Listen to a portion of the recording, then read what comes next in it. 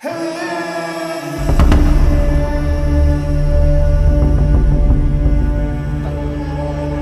छोटलाल भाई गैया के दूधवा के चैया ठीक बा? हमर बार ठीक बा, एमे तो हदर हदर खाली पानीये बा।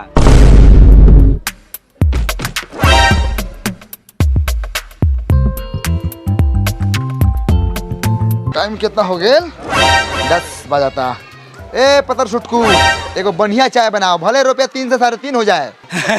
ललित मोबाइल रख ले बारे। हाँ बैठ बैठ। अरे रउआ उठ काहे गनी? रउआ बर बनी, रउआ बैठू। ना ना तू बैठा, तोरा लगे मोबाइल बा। अरे वो से का हो गल मोबाइल बात? रउआ बर बनी, रउआ बैठू। तो ओसे का हो गल बड़ बानी तो?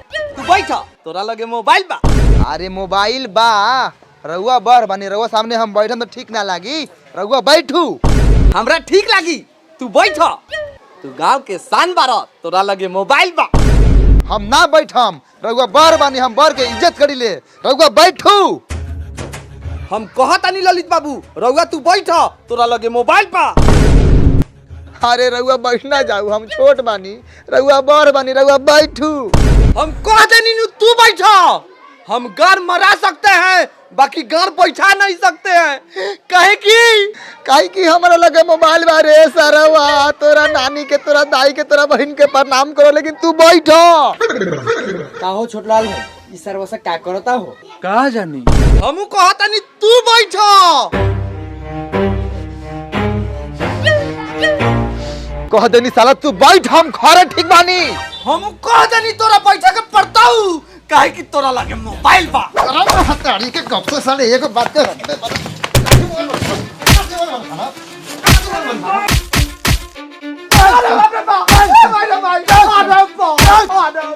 बोल साला, अरे बैठे में बोल। ना बैठम, बाकी तोरा लगे मोबाइल बा। अरे बाप रे बाप, साला के मुआ दे।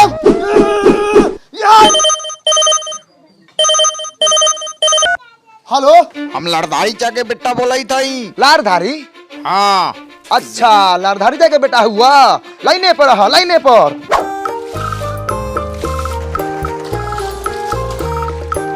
सरवा तेल चाप दे बा, पानी नहीं खे दे। झाट भूट के खेत 1.5 घंटा से पानी पटाता। आहो लड़धारी चा, देखा है तहां कौन चोट हगले हवा। ये तो मार दे पानी छिटा जाओ, गुहे नु हो, खाद के काम करेला। मार तोरी बहिन करा के, लोग के गुह दबावे के पड़ता। कितना टाइम लगी रे? बस बस पहुंच गए नी। अहो लारधारी जाहो, दौड़ा हो बेटा, फोन के ले लुधियाना से। ओ प्रेसरवा बड़ा दिन तक फट कइले बा। हाँ, ए मर्दे उठा, चला चल जल्दी, ना तो फोनवा कट जातवा। चला ए जल्दी आओ मर्दे, बैटरी कम चार्ज बा। हेलो ए लार हेलो, रुका, हाथ पोछा, उधर बतिया। हेलो। हाँ बोल बेटा। का करता रह? कहूँ में पानी पड़ता। खाद छिटा गेल। हाँ खाद बिया सब छिटा गेल। ओ ललित भाई, हमर पापा के फोनो नाल वह का। आवेले तो रोज आवला हूँ, लेकिन मतरिया बतिया ले वाला हूँ। पैसा दे के बेर आज बिहान करल हूँ। पैसा देता हूँ तब न बतियाता हूँ, हराम के थोड़ी है, पैसा लागल है। ओ ललित भाई, पैसा मिले तो बताओ ना, कहिए पापा के फोन आवा। अतौ 12 बजे टाइट रहिए सा। पैसा वैसा भेज दम की आ गेल बड़ साहब। बस बस बस करा, 5 रुपया में कितना बतियाबा? मोबाइल चार्ज नहीं खे, बतावा तो ये खूटी ढह गेल। लावा लावा चाचा, पैसा लावा। ए बउआ साँझ खानी घरे आके ले लिया पानी हुई। चल चल चल पानी हुई। सब सरवा खाली बाकी लगाओ था, रोका सर, एकरा बाद तोरा के बात कराओ तनी। अरे भाई का भेलौ, काहे उदास होके बैठल बारे? भाई महीना खत्म होके वाला बा, ऊपर से नया साल भी आवता, पैसा के दिक्कत बा, कहाँ से ले आई? भाई तू टेंशन मत ले, हमारा पास बहुत आसान तरीका बा पैसा कमाए के। तू आराम से बस अपन ज्ञान के अनुसार पैसा कमा सकत रे। वो कैसे भाई? बताओ बताओ जल्दी बताओ। प्रोबो ना जानल इसका? ना प्रोबो ई का? प्रोबो भारत के पहला ओपिनियन ट्रेडिंग ऐप बा, जेकरा में सिर्फ हाँ या ना के जवाब दे के कमा सकत रहे लाखों रुपया बड़ा आसानी से। तू कितना कमाल बड़ा अभी तक? इंडिया बनाम बांग्लादेश के दूसरा का टेस्ट मैच में प्रोबो पर सवाल रहे कि का भारत बांग्लादेश के खिलाफ होके वाला दूसरा का टेस्ट मैच जीती, तो हम हाँ सेलेक्ट करनी और 20,000 रुपया लगैनी और अपन जवाब देनी, तो हमार जवाब सही रहे तो हमारा 80,000 रुपया मुनाफा भेल।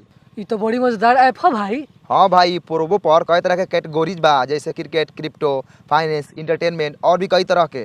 जैसे कि अभी भारत बनाम श्रीलंका T20 सीरीज शुरू हो रहा बा, तो सवाल ई बा कि भारत श्रीलंका के खिलाफ होके वाला पहलका T20 मैच जीत पाई? तोहर का राय बा? हाँ जीती, ऐसे ही भारत दुनिया की सबसे बढ़िया टीम बा। तो बस हम हाँ के सिलेक्ट करके नीचे देवल गेल क्वांटिटी स्लाइडर के बढ़ा के हम जवाब देनी। अगर हमार जवाब सही भेल तो हम जीतम पैसा।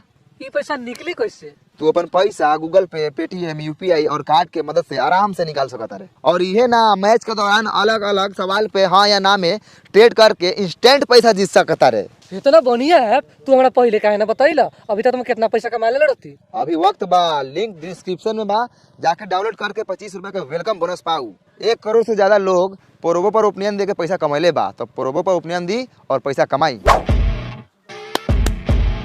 सरवा सुहुर के काम करता, खाली खाए में तेज बा। एकरी बहिन करा के लइका सब हाँ तो मेहनत करी ले तो खाएम ना, कोनो तोहर कमी नहीं खाई ले। पापा हमर बाहर से भेजल तब नु बैठ के ले दी उधिया तारा। सरहु ज्यादा बोलबा तो मुंहे पे आके पाट देम, सीधा उधिया के नाना के गाड़िए में घुस जबो।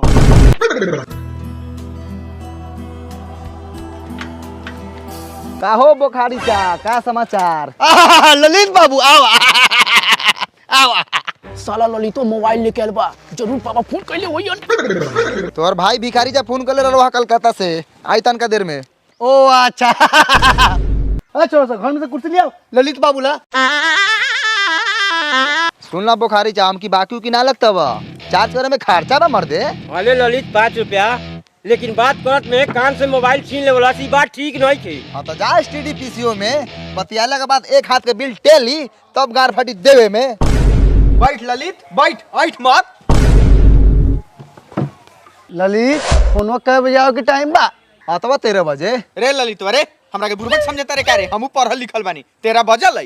13 साला हमारा मोबाइल में 13, 14, 15, 16 सब बाजल है, लेकिन साला सा तो नहीं यहाँ घुड़ियाल कहला बारे रे बात करेला। बात करेला रे सारा वाह। बापा फोन कहले रहला हुआ था, कल वो सीधे हमारा रानी के फोन देवेला। रानी अरे साला तोर मतारी आ तोहनी के बारे में पूछबे ना करला हुआ कि हमार लइका फइका कैसन बा। अच्छा ललित फोन होती तो दे दिए सरवा के रानी के, साला मऊगा भोसरी वाला। ए चचा, तू मौगा छिनार भोसरी वाला, हमर बाबूजी पान वाला। चुप साला पान वाला, तोर बाप बाहर में बेचलो कबाड़, तोर बाप हूँ कबाड़ वाला।